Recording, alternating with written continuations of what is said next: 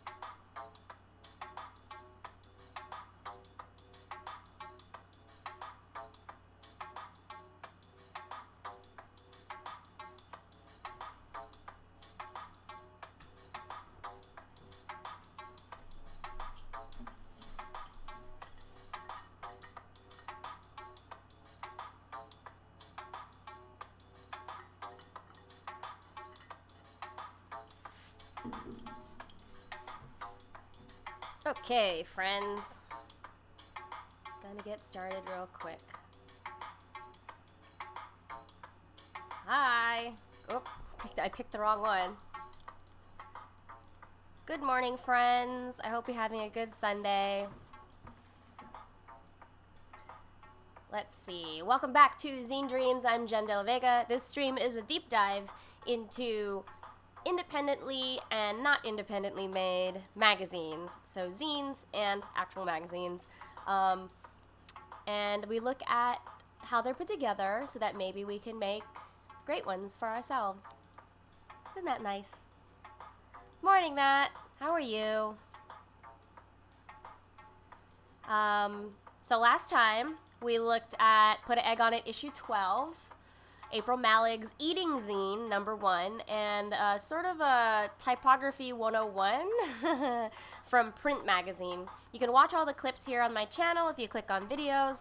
And just remember, Twitch deletes streams after 2 weeks, so I upload all of my archive to youtube.com/JENNDLV. So you can subscribe there for escape videos and the archive of this stuff. Yeah. So, lots of good links below the video here. This is my social. If I say anything particularly profound today, feel free to tweet it and tag me.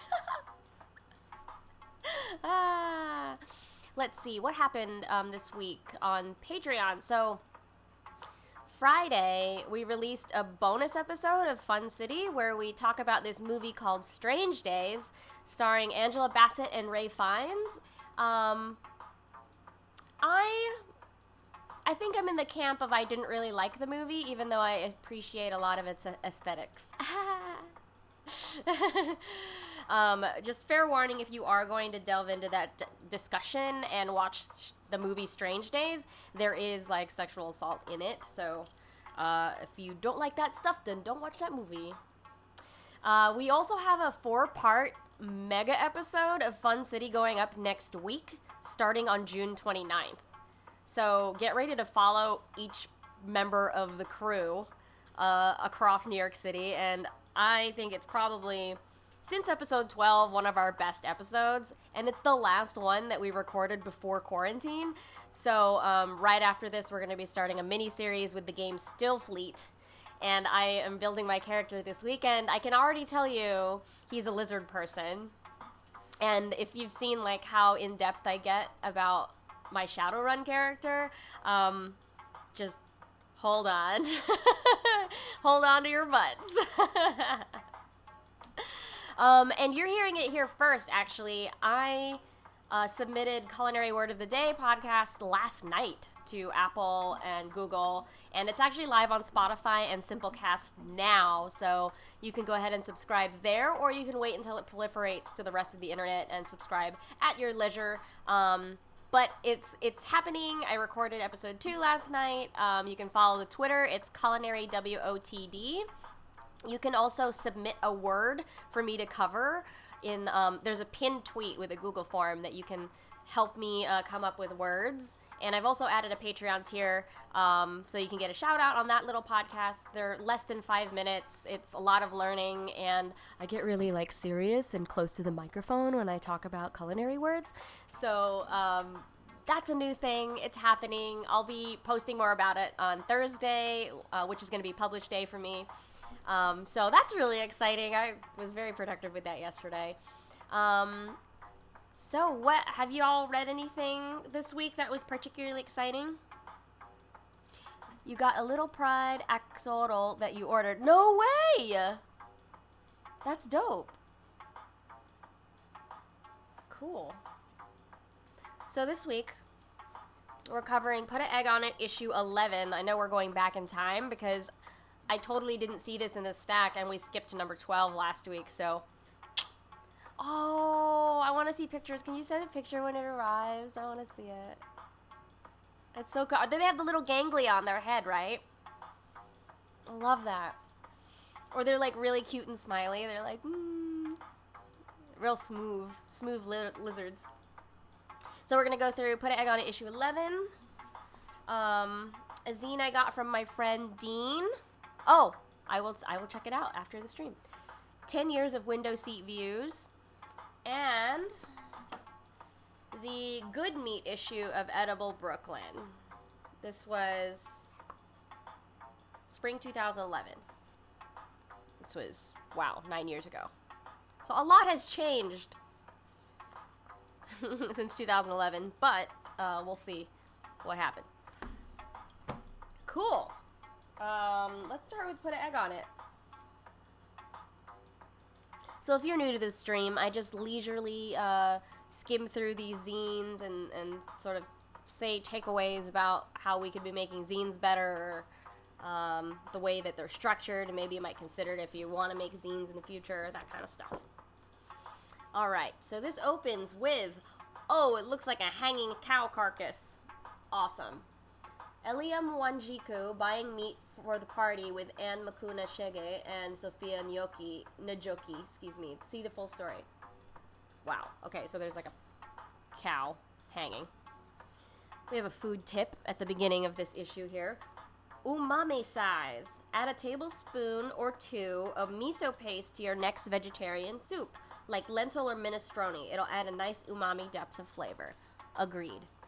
And, one cooking tip that I have to add on to that is whenever you are incorporating miso into another soup, you should dilute it in a little bit of the warm broth first and then whisk it in, because otherwise you'll have this big clump of miso sticking to the bottom of the pot. Let's see. Let me read you the opening letter here from Simon. An elephant eats a lot of food. A mouse eats a lot of food. Some animals eat a little here and there, and some eat in a special place. Only New Yorkers eat in the subway. Oh my gosh, what a relic. I often eat slight variations on the same thing all week. Our recipes editor hates leftovers, so she brings them to us. Ralph is very serious about the way he eats his red beans. Our friend Jamo likes tomatoes in his stews. We included 2 different ways to make chili because everybody eats chili except our copy editor, Linda, who insists that she hates it. We have seen her eat it, though, and when she thought no one was looking. Everybody eats, and we love to hear about it. That's very, very true. So, this is the issue before I became editor-at-large, I think.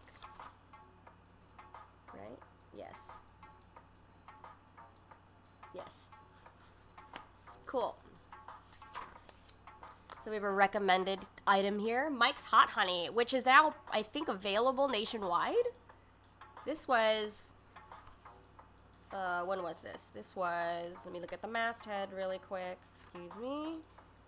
Issue 11, Fall Winter 2015, so this was 5 years ago. Oh wow, Mike's Hot Honey is blown up over 5 years, that's insane. This honey infused with chili pepper is perfect for sriracha lovers with a sweet tooth. We first encountered Mike's drizzle of hot honey heaven on a slice of cheese pizza. You should slather Mike's Hot Honey liberally on whatever suits your fancy. Try vanilla ice cream and ribs for starters. Oh yeah.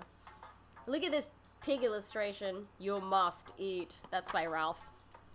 I can tell Ralph's style from just looking at it. We have an excerpt from Winesburg, Ohio by Sherwood Anderson. I'll read you the first paragraph. They lived as practically all of the farming people of the time lived. In spring and through most of the winter, the highways leading into town of Winesburg were a sea of mud. The 4 young men of the family worked hard all day in the fields. They ate heavily, of course, greasy food, and at night slept like tired beasts on beds of straw. Into their lives came little that was not coarse and brutal, and outwardly they were themselves coarse and brutal. On Saturday afternoons, they hitched a team of horses to a 3-seated wagon and went off to town. In town, they stood about the stoves in the stores, talking to other farmers or to the storekeepers. They were dressed in overalls and in the winter wore heavy coats that were flecked with mud. Their hands, as they stretched them out to the heat of the stoves, were cracked and red. It was difficult for them to talk, and so they, for the most part, kept silent. When they had bought meat, flour, sugar, and salt, they went into one of the Winesburg saloons and drank beer. Under the influence of the drink, the naturally strong lusts of their natures, kept suppressed by heroic labor of breaking up new ground, were released. A kind of crude and animal-like poetic fervor took passion of them. On the road home, they stood up on the wagon seats and shouted at the stars. Sometimes they fought long and bitterly, and at other times they broke forth into songs. Hell yeah. That was published May 1919 by Sherwood Anderson. Very nice. We have a tip here. Try this. Jazz salmon, chicken, or shrimp with a crowd-pleasing coffee chili rub. Combine 1 teaspoon each of cumin, chili powder, brown sugar with a 1/4 teaspoon of ground coffee. Brush your protein with olive oil, lemon, or vinegar before dredging it in the rub, and then grill or roast or bake for 8 to 10 minutes. Wow. I prefer not to put coffee in things because I don't drink coffee, but if you like coffee, add a 1/4 teaspoon to your spice mixes. You get a nice roasty flavor. Oh, okay. This is the issue where I am the person that did the Munch About. So Munch About is our feature where we give a tour of a neighborhood, and I chose Queens, like the Filipino area of Jackson Heights. That's me and Jollibee. Do you know who Jollibee is? Jollibee is actually the #1 fast food restaurant in Michigan and in the Philippines. So it's a Filipino fast food chain. Most people don't know that. Like, what's a Jollibee? But they have, hi, Lucius! Yeah, Jollibee's the best. The only monument that I would never tear down, right? But at Jollibee, you can get, instead of, like, you know, a side of French fries, you get, like, a side of white rice, like, in a cute little plastic wrapped ball. They have amazing fried chicken called Chicken Joy. They have, we have, like, a sweet spaghetti with hot dogs. So it's like a side of spaghetti, but with, like, chopped up hot dogs. Try it. It's very, like, umami. What else do we have on the menu? I mean, Chicken Joy is the one thing. Like, the fried chicken is, like, bomb. I mean, there's lots of stuff, but it's, like, our version of McDonald's, but with, like, Filipino food. But there's one in Queens, so yeah, you should check it out. So I went on a tour of Queens here in Munch About, and the ones that are still open are Papa's Kitchen. It's like a 10-seat Filipino restaurant. It's like you're eating at someone's house, like you're actually, like, in their house. That's how small it is. And I think on Mondays they used to do karaoke. I think they're doing takeout right now. But the way they do their lumpia, which is like a fried egg roll. Oh, great. Welcome. Hello. Yeah, so they make this lumpia that's like long. So lumpia Shanghai is our ground pork lumpia, but they put like a little sliver of jalapeno and they call it a firecracker lumpia. And it's like deep fried in a huge cigar. It's great. It's so good. The restaurant that closed though, Payag. We went there and ordered too much food. It was amazing. Of course we ordered too much food. That's kind of what you do when you're Filipino. You order too much food. But unfortunately Payag closed in Queens. But Red Ribbon Bakery is still in business. So if you want to try like Filipino pastries, head to Red Ribbon Bakery. They have mamon, which is a sponge cake. And then they have ensaimada, which is like a brioche bun brushed with butter. And then it has a sugar parmesan crust on it. Yeah, I know. It's tough to watch this stream when you're hungry. Like, I'm super hungry. And dang. Okay, moving on. So we have a feature here of Ski Citrus Soda. Has anyone ever had Ski Citrus Soda? Let me see. When did you start drinking ski? My response is, when did you start eating pizza? Okay, where is it from? It's from a small town in Clinton City, Illinois. Interesting. Has anyone ever seen this soda? I actually don't speak Tagalog, sorry. I only know like a few words.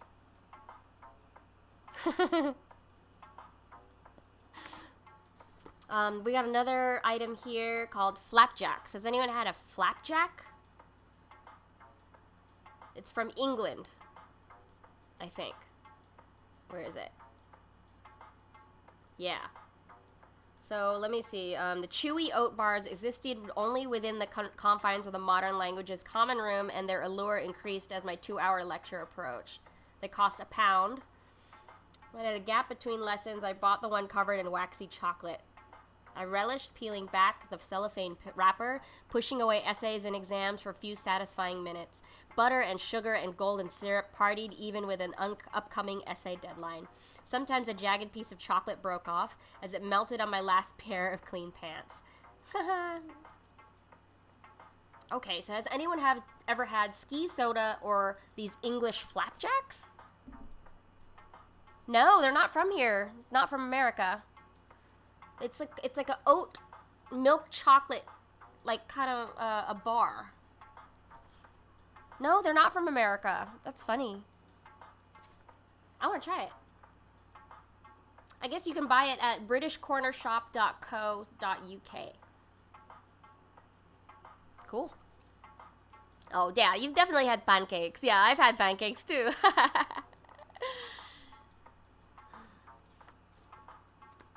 Okay, let's see. We've got an art collective feature here called Future Farmers. I'll read the first paragraph. The Abruzzo region of Italy is changing. Record rainfall and climate change have altered the landscape. Oil has been discovered, and the farmers who live there are imagining a bleak future. Future Farmers, a collective of artists, designers, and architects from San Francisco, come to the area with the Green Art Lab Alliance to see what is possible. They began with a piece called This Is Not a Trojan Horse, where they rolled a large human-powered wooden horse through the countryside as a way to talk to people. And according to Amy Franceschini, one of the founding members, we learned that most people have no faith in the future of farming here.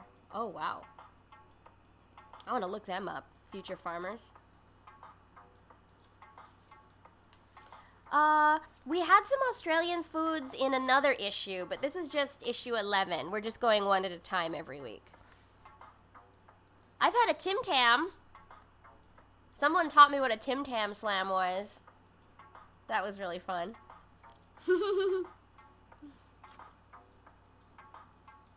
Let's see, the Cornflake series, photographed by Bobby Grossman.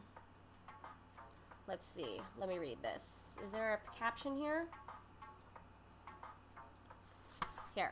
Bobby Grossman documented his friends in the punk and art scenes in New York in the 70s and 80s. While a student at RISD, he put a picture of Lou Reed on a cornflakes box as an alternative to the usual sports stars. Then he started inviting pals while eating to eat cornflakes. So here's Debbie Harry. Oh, I'm not necessarily doing reviews of the zines. I'm just going through them and sort of analyzing them. There's no, like, rubric for what is good or what is bad. I'm just, I don't know, going through them and dissecting them. So there's Debbie Harry. And then we have Tina Weymouth, David Johansen eating cornflakes. Oh, and here's, David Byrne.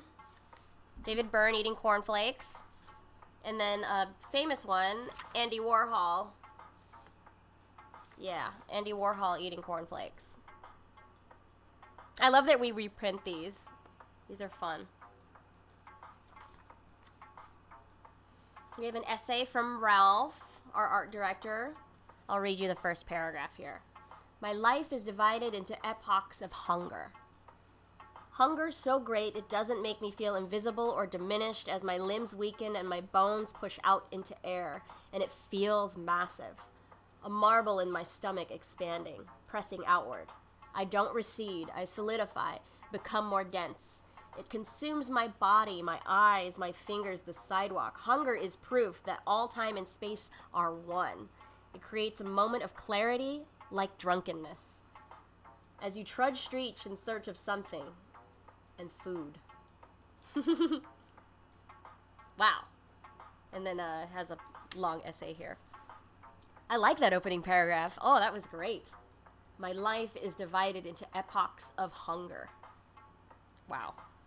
Okay, we have a food tip here called Baconite.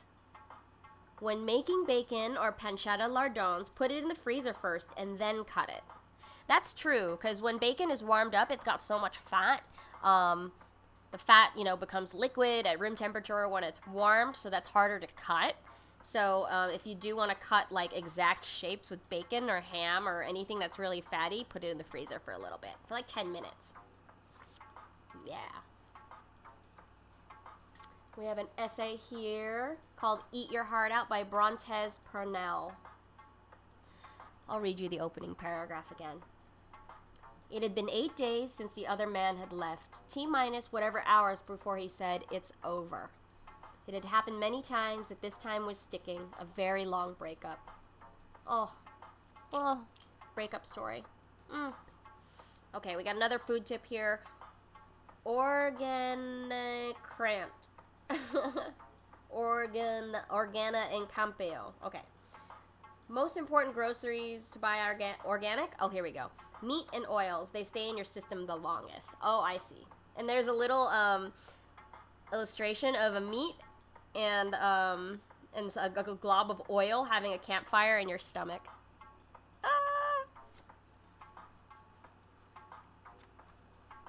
Okay, we have dinner conversation. Again, this is our feature where we invite 3 artists from 3 different practices and 3 generations to have dinner, and we record the conversation.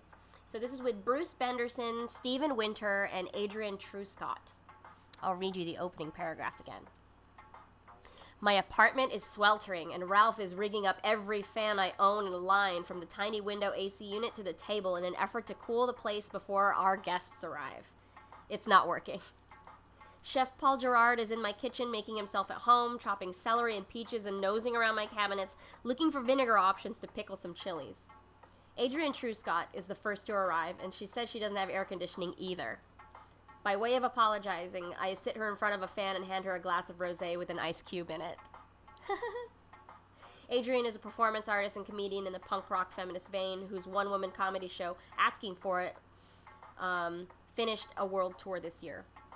Bruce Penderson arrives next, out of breath and proclaiming that Brooklyn hates him and bad things always happen when he ventures here. Oh my gosh, I know people like that. We seat him directly in front of the AC and pour him a full glass.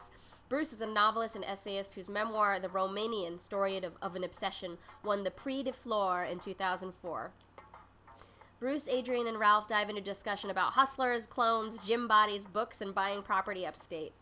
Paul calls us to the table and places my rose-covered enamel tray down with cornbread toast topped with avocado and sunflower seed butter on a bed of goat ricotta next to a pile of quickly pickled cherries. There's a bowl of stone fruit and tomato salad to go with it. And that sets off the interview here. That's fun. Yes, I agree. The illustrations are great that go with this. Okay, we have an essay here called Fire by David Coggins. It's in our nature to cook over fire. Agreed. Briat Savarin wrote, once fire was recognized, man's instinct for self-improvement led him to subject meat to it. And subject meat to it we do, because meat thus treated was found to taste much better. Oh, we got photo shooting here. What is it from? Offerings and improvisations. So this is just from around town. Got watermelon. We got a sewing machine with calamansi and chili peppers. I don't know why it's on a sewing machine.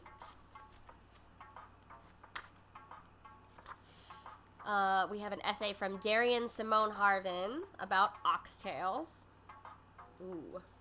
Oxtails remind me of my childhood.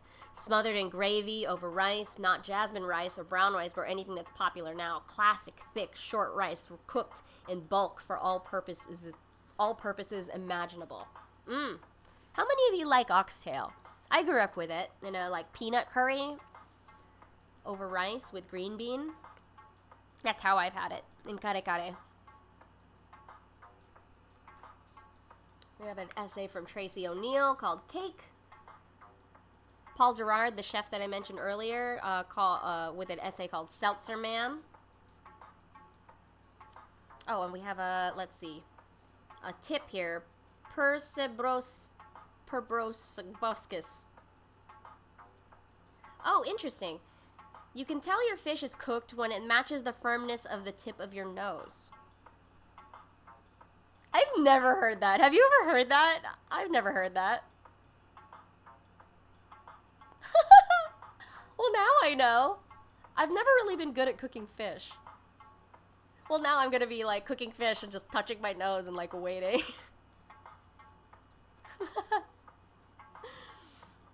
Okay, let's see. What's our photo spread from here? I want to read this. Where's the caption? Here we go. Let's see. Eliam Wanjiku, Catherine Nigiri, Catherine Niambura, Mercy Ateneo, and Irene Alma hosted a party for Eliam's daughter Sandra in Nairobi. Wow, this is in Kenya. Wow. The feast included pilau, beef stew, chicken stew, kachambari, and vanilla cake. Wow, those are all dishes that I want to look up. Pilau, P-I-L-A-O, L-A-U, excuse me. Have you ever had that? What's that? Do you think it's like very close to pilaf? It's like ricey? Kachambari. K-A-C-H-U-M-B-A-R-I. Kachambari. All of these sound so cool. I'm going to Google these. But this is a really wonderful spread from Nairobi. We had a photo shoot in Africa. Ooh, this is cool. I love these food prep photo spreads. Look at that. Beautiful.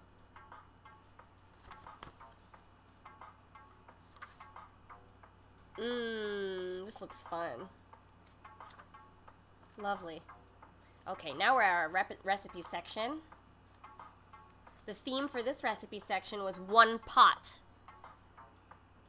Do you guys have any favorite one pot recipes? You know, like one pot recipes are great because you're only washing one pot. Okay, so of course chili is in here. There's one called Family Chili by Leif Hedendal. Lamb and white bean stew on red rice. Great. Ranger Station chili. Egg and sweet ginger soup. Oh yeah, egg drop soup is definitely a really easy one pot coconut curry with star anise. Harira. Has anyone ever had harira? This recipe's from Heidi Swanson. I'll read you what it is here. Hearty, filling, and beautifully fragrant, this is a spice-forward vegetarian version of harira, traditional soup eaten to break the fast each day during the month of Ramadan. It's also a staple on many menus throughout Morocco. Wow. Cool. Yeah, Gio and Lucius, most of your meals are one pot. Hi, Gio. Nice to see you.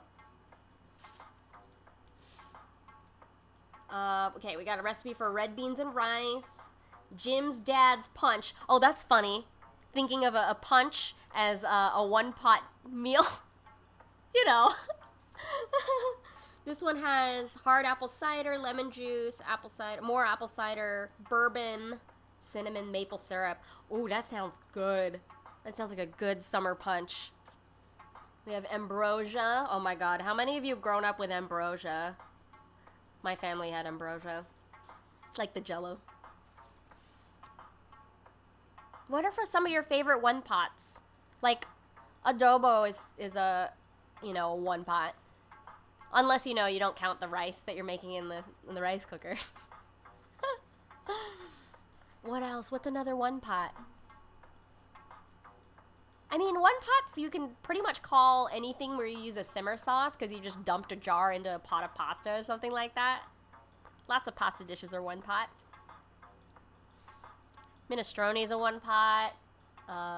Zuppa Toscana, which is like my favorite soup from Olive Garden, is a one pot.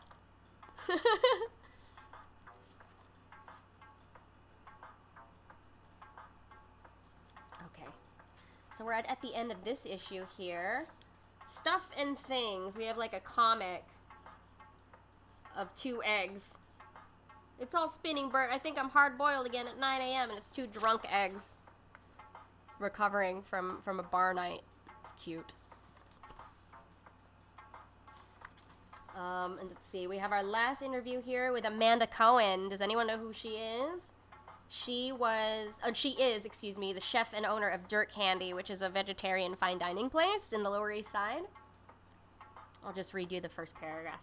In 2004, I got a job working as a line cook at Pure Food and Wine, a raw food restaurant. As things ramped up to the opening, I found myself working next to a strange, bitter woman who seemed to share my dim view of the shenanigans going on all around us. Her name was Glory Mongan, and to this day, she's the person I think of as my best friend. That's amazing. I've been to that restaurant, Pure Food and Wine. Yeah, I felt really weird about paying a lot of money for raw food, but they had a lot of interesting ideas. I only ate there once because it was so expensive, but Dirt Candy was really good and really filling, and not raw, but just vegetarian. Let's see, we have a picture of someone's fridge. Love that. And then on the back, we have one final illustration here. It looks like of a roast dinner or a Thanksgiving. That art style is pretty dope. Okay, let's see. Lucius says, I usually cook in my toaster convection oven, so I put salmon, chicken, mushroom, potato all into it at different times so they finish at the same time. Good practice, yeah.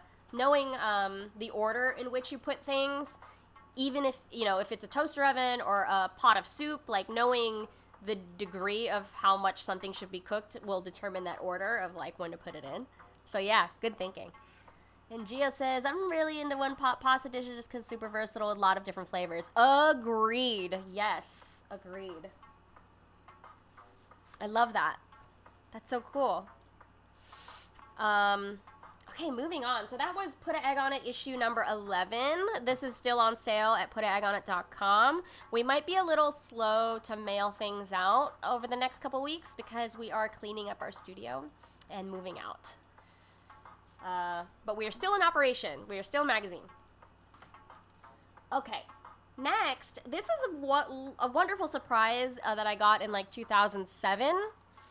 So my friend Dean, who lives in Seattle, he came up with the company Glowforge. Or not came up with, but worked at this company called Glowforge, which is like a, how do I describe Glowforge? It's like not CNC, but it's like a cutter, like a programmable cutter. You might have heard of it. But randomly, he asked for my address, and I was like, okay, what are you sending me? When people ask me for my address, I'm like, what are you going to send me? I'm afraid. What is it? And what I got in the mail was such a surprise, because he is, he's my friend. Like, a lot of my friends are creative people, but I didn't know that he was going to make a zine, and this is a zine that he made called Skies, and it's really, like, feels really nice in my hands. Like, it's nice, like, glossy paper, or not full gloss, but not like just printer inkjet paper, So yeah, it feels really nice. But I don't know if you can see this, but the sky is like a little tinged pink. Like, so it's a blue sky, but I don't know, there's just like this lovely warm tone to it. And over the years, like, Dean traveled a lot, and so did I. I actually was on a plane pretty much every other month up until quarantine started. But this is 10 years worth of window seat views. Like, he took some really nice photos of from his window seat. And I always had my phone, and it was, like, really weird because airlines over the last decade were like, can't have your phone at all. And then they're like, okay, now we can have airplane mode. And I would always try to do, like, a slow-mo of takeoff. So do any of you do that? Like, when you did ride on an airplane, did you document any part of it? Like, yeah, like, being on a plane is a very special experience. I sort of took it for granted because I was always flying before this, and I don't know, like, so I always flew to California, and that's a 5-hour flight from Brooklyn, and I used to, like, bring all these activities, I would bring an iPad with all these games, I would bring, like, the whatever Game of Thrones book I was reading at the time. I would bring so many activities, so many snacks, until maybe 2 years ago when I was just getting used to that 5 hours. I started writing a lot on planes. I found that isolation was, like, perfect for, I don't know, perfect writing situation for me. Yeah. I don't know. How do you feel about planes? Because now it's like a totally different experience. Like, I haven't been on one since quarantine started. And I'm a little, like, wary of flying. I heard that American Airlines is going to ignore social distancing policy and book full flights, which is a little scary. I always pick an aisle seat because I go to the bathroom a lot. I try to stay hydrated, or, if I'm flying really late, maybe I'll have, like, a wine or a bourbon. So I like to sit in the aisle, even though my elbow gets bumped a lot by, like, carts or people passing by. I just don't want to be stuck on the inside window. Lucia says, I would try to get a window seat on the airplane so I could see the skyline or other scenery. Your photos never came out good, though. Yeah, this is why this zine is so crazy to me. We'll get to that in a second, but yeah, Matt, I agree. What is it with these wealthy people wanting everyone else dead so they can get a couple extra bucks? Like, it is irresponsible, like, completely irresponsible to overbook flights during quarantine. Like, we actually shouldn't even be flying so much. Like, all the airlines should be reducing flights. Like, that's insane. I'm working with a chef who is currently stuck, like, in the Cayman Islands, which sounds great at first, but the island actually closed all plane transport for the last couple months, and they would not let anyone outside of the hotels. They won't let you outside to walk. Like, only recently they let people out to exercise, but they, like, really locked down so that they could squash the virus, and it sounds like they did. So the U.S. is being really dumb. I didn't mean to get like super political, but I'm just talking about planes. Like, what is your experience with plane windows and like the visuals of it? Yeah. Now, Lucius is not planning to fly for the next year at least. Trains are driving for me. Agreed. I actually prefer trains myself.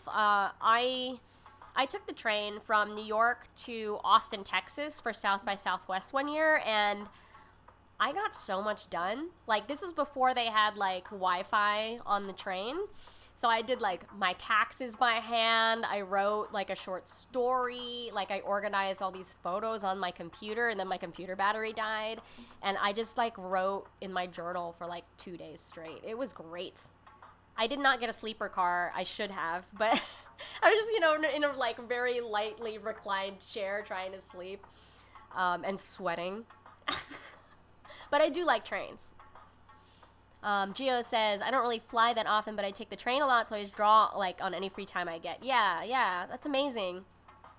Your favorite train activity is listening to podcasts. Like, to be honest with you all, I only started listening to podcasts only in the last, like, 2 or 3 years.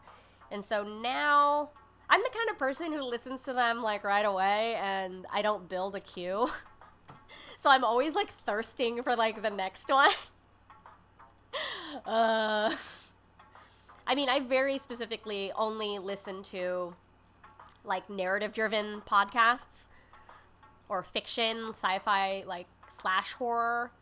So there's not a lot of them. They're very small. So, like, Limetown, Welcome to Night Vale. I was listening to Hello from the Magic Tavern, but it got to, like, Bro Town for me. There were some really good episodes for sure, but you got a big queue of podcast episodes? I did listen to Black Tapes, yeah. You know my favorite is Season 3 of Archive 81. So Archive 81 has, like the first... Well, all 3 seasons are connected, but they have, like, very different, like, worlds and tones. So Season 3, I would say, can stand alone without listening to Season 1 and 2. And Season 3 is all about rituals. So it opens with, like, a half-brother and sister who are trying to figure out this last big ritual that their father was researching.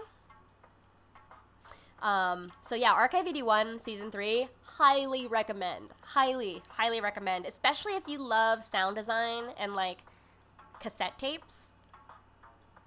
I mean, trigger warning, it does have some sounds, like some body sounds that you might not like. Like, there's a character who... This is unfortunate. Whenever they trigger something, she spits out a tape, like, from her throat. It's, like, really unnerving, but it's a really funny part of the podcast. So Matt says, I stopped listening to Welcome to Night Vale after a while. Don't remember when, but it went completely off the rails for you, even by their standards. Yeah. I think it was around the time they had an entire episode voiced by a god. I think I remember what you're talking about. Yeah, I also fell off there. I think the last, like, amazing episode of theirs that I listened to was when Cecil and Carlos got married, which was very, very wonderful.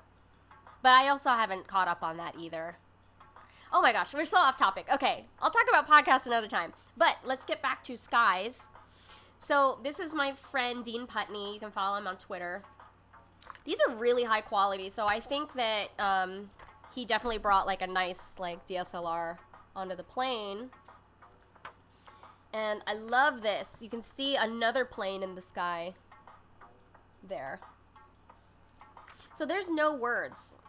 This is all just amazing, amazing sky photos from the window of a plane. Can you imagine? Gosh, these are gorgeous. Don't you love it, like, when you're on a plane and you can see the grid lines of like, a field or a farm?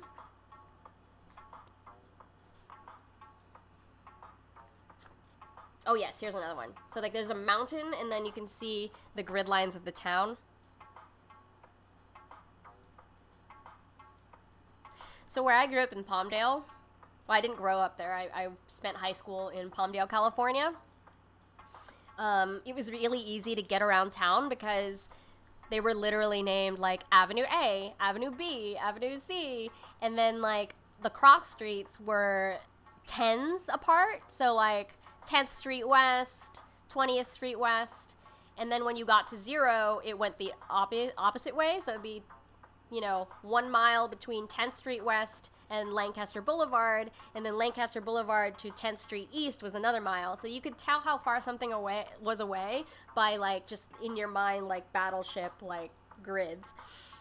So my family, we grew up around Avenue M and 60th Street West, and my high school was at 50th Street West and Avenue L. So my my high school was only like 2 miles away. Yeah. Yeah.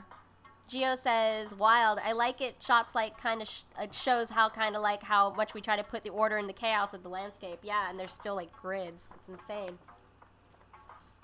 Whoa, I don't know what this is, but it's like got circular patterns. I don't know what that is. Do you all know what that is? Why would it be circles like that?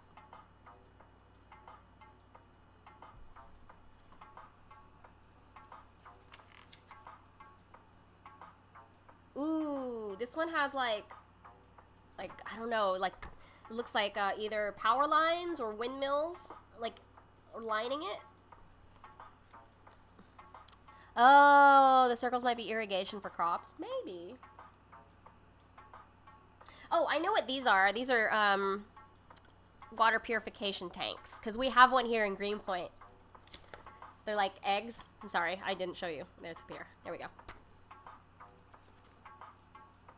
Ah, look at this giant, giant city. Wow. Dean, man, got some really good photos. I mean, I looked through this in 2017, but revisiting it in 2020 makes me miss flying. Ooh, this is cool. So these are two different pages, but he's connected them. You can see the diagonal of the city matches up with the diagonal of the river. Like, that is a dope layout trick. They look like they kind of continue into each other, but they're totally different photos. That's cool. Wait, I'm sorry, I'm not even showing you the correct thing. It's this bottom half. There you go. There you are! Hi, Dean! Everybody, that's Dean who made this! Yeah. It's really nice that you sent this to me like 3 years ago. Like, we went on a whole discussion about planes because of this scene. Ooh, look at this. Okay, so again, here's two different photos, but they look like they sort of go together. Look at that. Like, they're squiggles of the river. Yeah.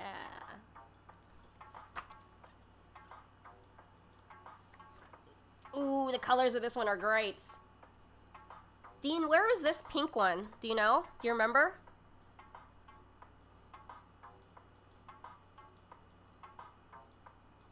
You remember where that one's from? Ah! Gosh, everybody. Really miss planes now. Aw, you knew I liked zines. I was making one, so I had to have it. Yeah, thank you! Yes, my love of zines goes very far back. Oh, this one's fun. This one's like purple blue-ish.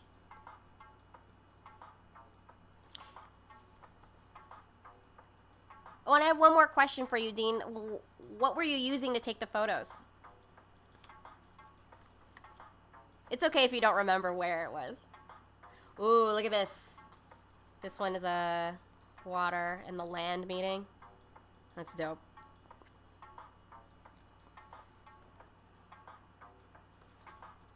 Ah, yes, skylines. Ooh, there's a tiny little boat. Oh, look at that tiny little boat. Tiny boat. I like how much much thought you put into this. Oh, that was over Mexico somewhere. Dope. And that we end the zine with more of the skyline. That's great. So, yeah, the creator of this zine is in the chat with us, everybody. Please say hi. And this is Dean's zine, Skies. Here we go. Lovely. Thank you for sharing this with me 3 years ago. I was very happy to get it in the mail. Several iPhones. Wait, some of these were on iPhone? No way. Sony RX100, a Canon 5D. Wow. So these were a mix of cameras. It really doesn't feel like it. It feels like you used high quality camera for all of them. Like the iPhone in 2017? That's great. Awesome. It's rare when we have the creator in the chat with us. So thank you for coming. Oh man. Have you made any new zines since then?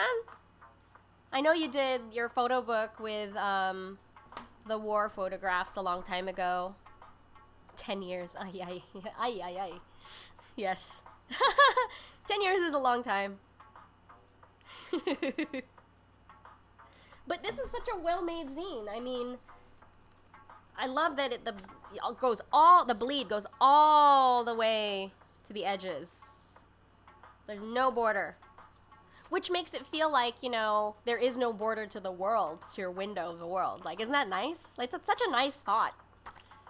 Especially for quarantine. This is like perfect for right now of like, oh, remembering that the world is so much bigger and the sky is so much bigger.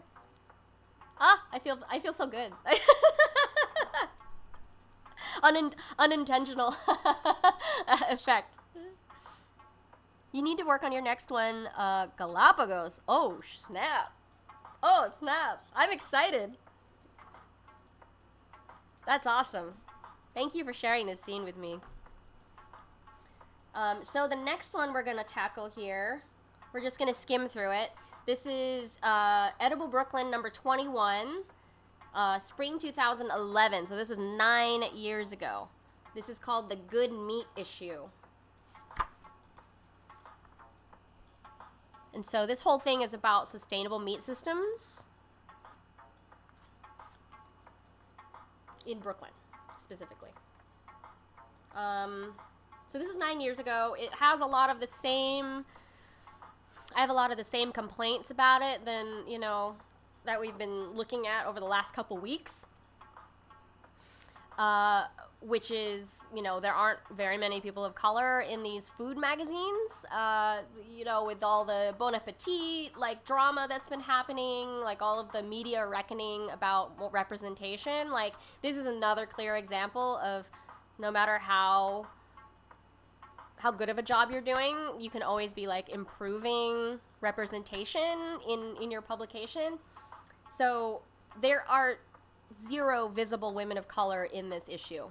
They may be in here by name, but just upon looking, there are 0, which is unsettling because Brooklyn is very, very diverse. And so it just seems crazy to me that 9 years ago there were no women of color butchers or meat makers, which is not true because I was out there like barbecuing.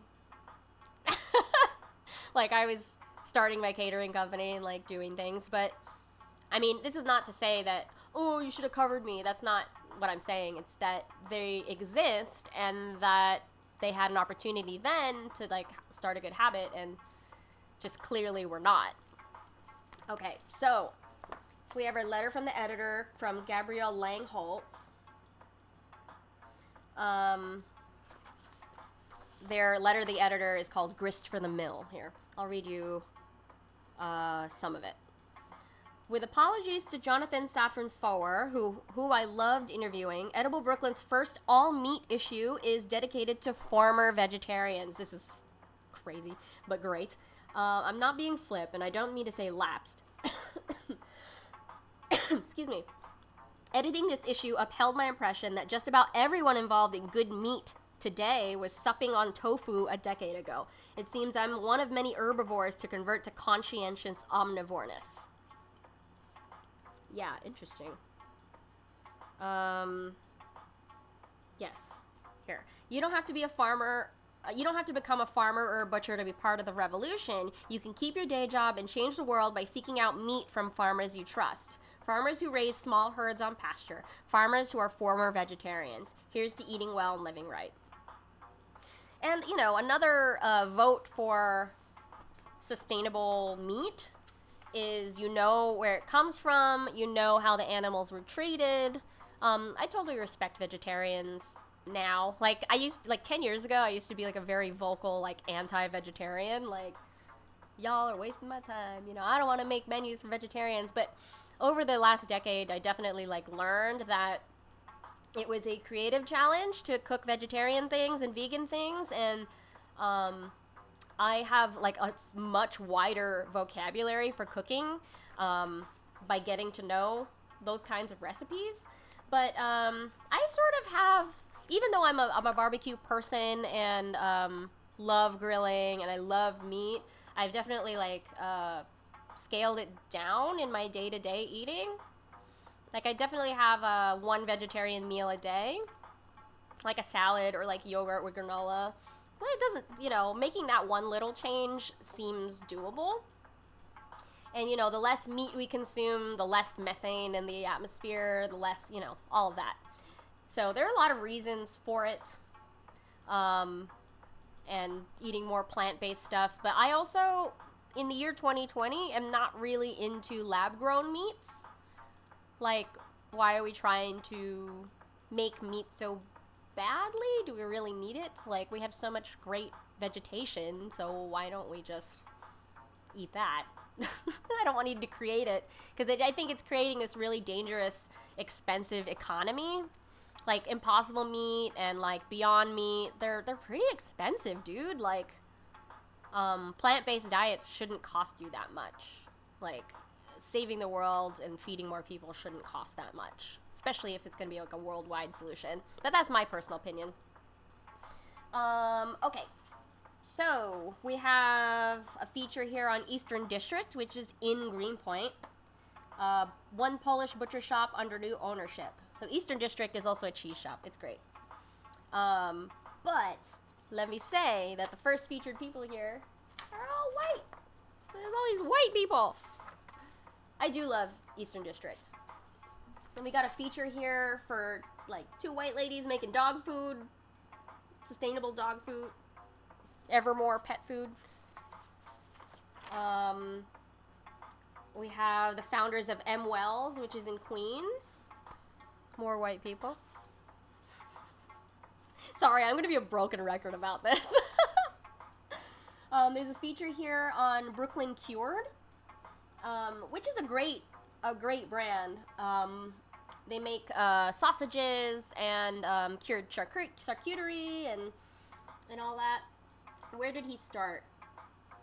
He started in Hell's Kitchen at Piccinini Brothers, an 89-year-old butcher shop. They've expanded into stores, which is great. If you've ever seen this brand, Brooklyn Cured. This is a great, I don't know if I've ever heard of this. Has anyone heard of, where is it? What's it called? Oil-free frying. So this is probably what air frying is based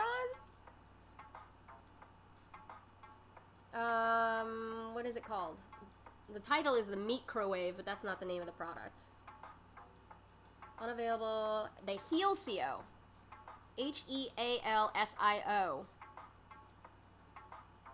Okay. We were lured into the home of what is likely Brooklyn's only Healsio oven, in hopes of witnessing the culinary equivalent of a unicorn, oil-free frying. So this is probably why the air fryer has become so popular now. But this is like a large Japanese version. You can see it here. Has anyone ever used one or heard of it? The Healsio? It's amazing, insisted Yohi Ishii, an online gaming executive who lugged the machine made by Sharp. Sharp! Like people who make TVs? Sharp? Oh my gosh. Back from Japan to the apartment of his and his wife. Unavailable in the States but common in Japan, the countertop quick cooking gadget's name is sometimes translated as water oven. Unlike a microwave, which heats the water inside your food, the Heelsio blasts food with steam, a little like the way of a commercial bread oven can add water to the air to improve a loaf's crustiness. Wow. The main magic is with meat. It roasts to perfection and crisps skin without added oil. Interesting. These retail about $700 without Wi-Fi connectivity. I've never heard of this. I mean, but it sounds right that Japan had an air fryer before air fryers became popular. Oh, it cost him like $175 more to do an electrical outlet converter. That's funny. Interesting. Heelsio. Healsio. I wonder how much they are now. Let's look. Heelsio. Oh, there's still... Whoa, there's one at IKEA for $599. Panasonic for $1,000. They're expensive. They're big, though. Yeah, looks like a steam convection oven. I agree.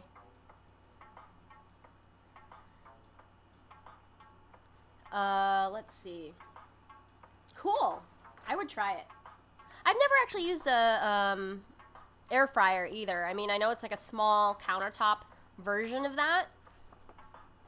But I don't think it uses water injection. I don't think. Let's see. When knitters eat dinner. Oh, so there's a feature about, lamb meat and then also selling the yarn. I mean, that makes sense, right? Use the whole animal. There's an interview here with Jonathan Safran Foer, the, author of Extremely Loud and Incredibly Close, or Everything is Illuminated. Let's see. A year ago he published, well, a year ago in 2011, so 2010, published an examination of the meat industry that we desperately wish was fiction. Eating Animals chronicles the horrors of factory farming. And while the bad news isn't necessarily new, his treatment of it is.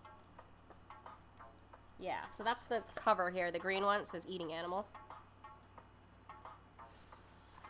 Yeah, air fryers work like a miniature convection oven with their fan spreading the heat around. Yeah, I think that's also how it works. It has no water injection. Yeah. Yeah. I think, though, this interview is... You know, it brings up a lot of the points we already know now in 2020 about, like, eating meat. But, yeah, he talks about, you know, maybe we should all try some small achievable step in you know, reducing, you know, methane emissions and reducing bad treatment of animals as for manufacture. Yeah, farming, organic stuff, pasture raised, all that.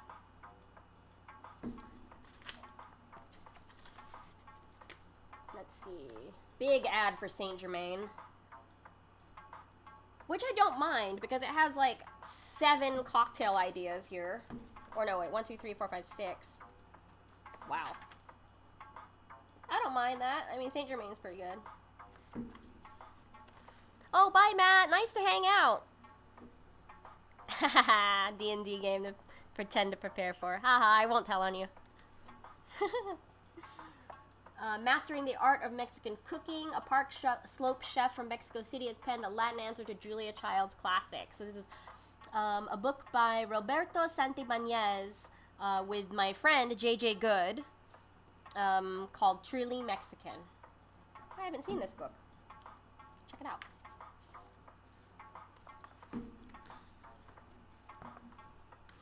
Yeah, okay. So there's another feature here.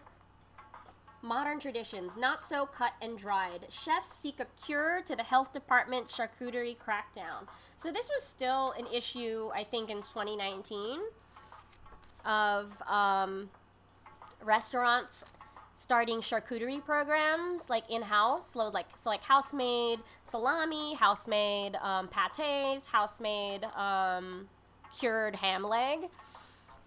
The problem with that is when you're curing meats, they require like a specific temperature and humidity. But according to specifically in New York, according to the health department, we have like a danger zone.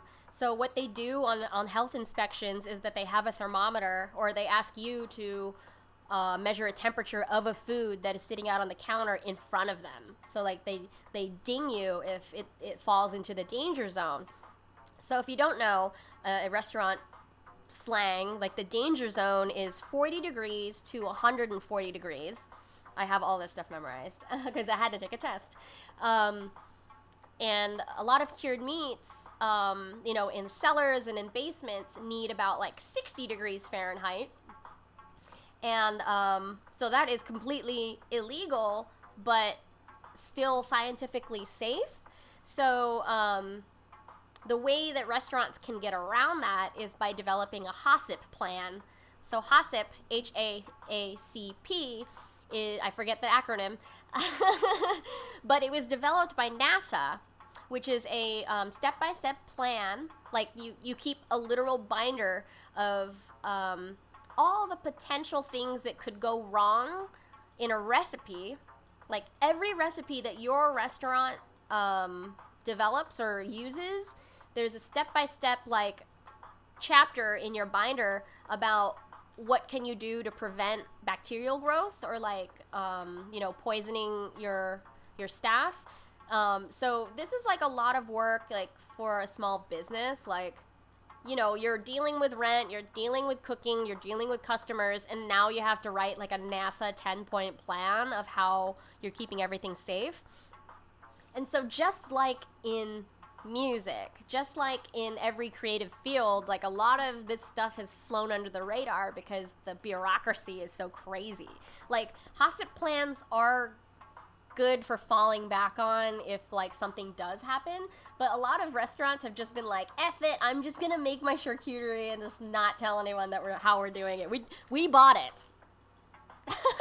So this is an article interviewing a lot of anonymous chefs about their I've had my meat curing program for 8 years, but we like hide it in like the laundry room where the food inspector never goes, that kind of stuff.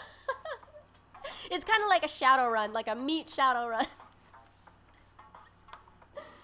I've definitely cured guanciale in my closet before. So that's pork jowl. We got a beer feature. Kelso beer in Clinton Hill. Has anyone ever had Kelso beer? I know, a meat shadow run. Oh, we have a feature here on the piggery. 2 unlikely farmers craft world-class charcuterie for conscientious carnivores. Carnivore knowledge. How an upstate butcher shop began Marlowe and Daughters, the meat hook and modern meat cutting movement. I live right by the meat hook, which is a great butcher shop. I think you can order a mail order sausage from them. They're great. I bought beef tongue from them this week. And they had it in stock. You'd think they wouldn't, but they did.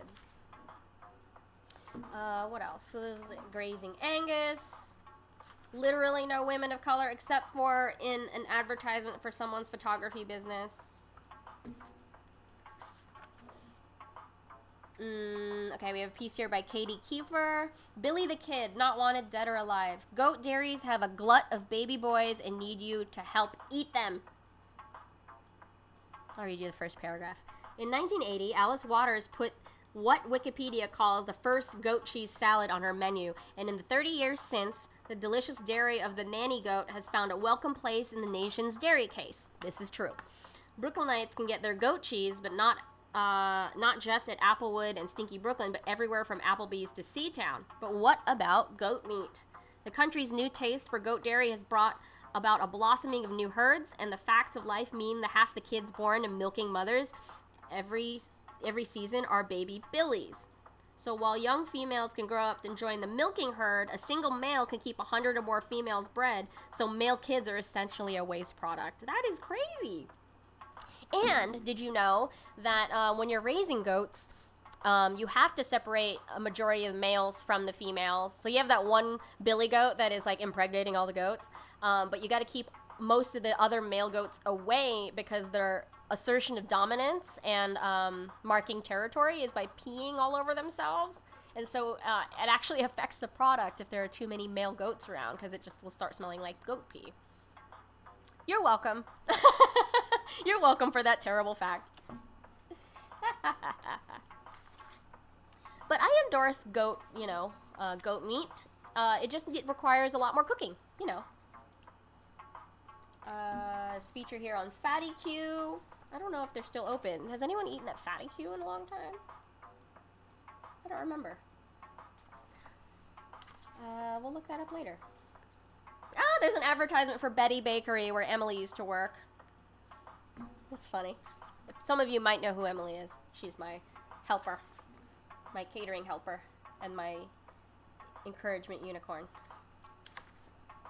I said that about you. Yes, Emily. You are my encouragement unicorn. Okay, so we got a lot of ads here. We're at the last page. Oh, this is great. Oh, this crosses over and it's very relevant to this stream. My Meaty Memento Mori by Paul Lucas. Some kitchen collectors focus on broad categories like toasters or fiestaware. I prefer something more specific. Vintage recipe booklets with the word meat in the title. Produced from the 1930s through the 1960s by the National Livestock and Meat Board, the marketing pamphlets were distributed at butcher shops and grocery stores. Running 26 to 36 pages, they boast colorfully kitchen covers, recipes that sound like dares, like stuffed crown roast of Frankfurters, sweet and sour beef heart, anyone? And occasional product pitches. Why settle for plain lard when you can use Kingan's Tasty Creamed? Oh my god. They offer a window into the bygone era of American cooking, when lamb shoulder was shaped into mock duck, and it was every housewife's duty to memorize cow and pig butchery charts. Wow. Like any good collection, mine is greater than the sum of its parts. As I page through the booklets, the slow build of repetition of the word meat takes on a near metaphysical property. Ideas with meat. Calendar of meat recipes. New notes in meat. Meat recipes you'll talk about. A treasury of meat recipes. All about meat. The word echoes like a carnivore's mantra. That's funny. Look at these covers. These zine covers are incredible. I also like to collect stuff like this. I mean, I will be showing them off on this stream. Great. So that's the Good Meat issue, spring 2011 of Edible Brooklyn. Again, my criticism is that there are no women of color in this. Wow. But I do like the perspective of, how can we change our meat habits? Who's doing a good job? Businesses we should keep an eye on. And a lot of them are still in business now, which is cool. So, all right. So to review, we also went over Dean Putney's little zine called Skies. 10 years of window seat views. Dean, if you're still here, or do you have any of these left? I know that it was like 3 years ago. You may have mailed them all out. And then we also looked at Put an Egg on It number 11, because we accidentally skipped it last week. I went to 12 without thinking. But yeah, this is number 11. This is for sale at putaneggonit.com. And those are all the zines that I have for today, friends. If you have zines that you want to show off, especially if they're food related, I'd love to see the website. I would love to get to know the creator. I'd like to buy them. I have like a zine library, I will be back. Let's see. So next time, I'll be back on Wednesday at 5 p.m. to talk about watercress and tuna so far. So if you don't know, you're new to this stream, I have two streams. So this stream every Sunday at 12 p.m. Eastern is all about zines and publishing and answering questions about how to put stuff together like that. And then every Wednesday at 5 p.m. Eastern, I talk about ingredients and recipes and cooking techniques. I like to go deep on that stuff, and so I do a lot of research. I do need one more suggestion for the Wednesday stream, so if you have a suggestion for an ingredient or recipe or cooking technique that you want to learn about, you can tweet that to me at Randwiches. That's my social. You can follow me both on Twitter and Instagram. Yeah, so I hope you all have... Oh, your friend did art for a Filipino food zine. Oh, yes, please DM me about that. I would love to see that. Cool. Yeah, friends.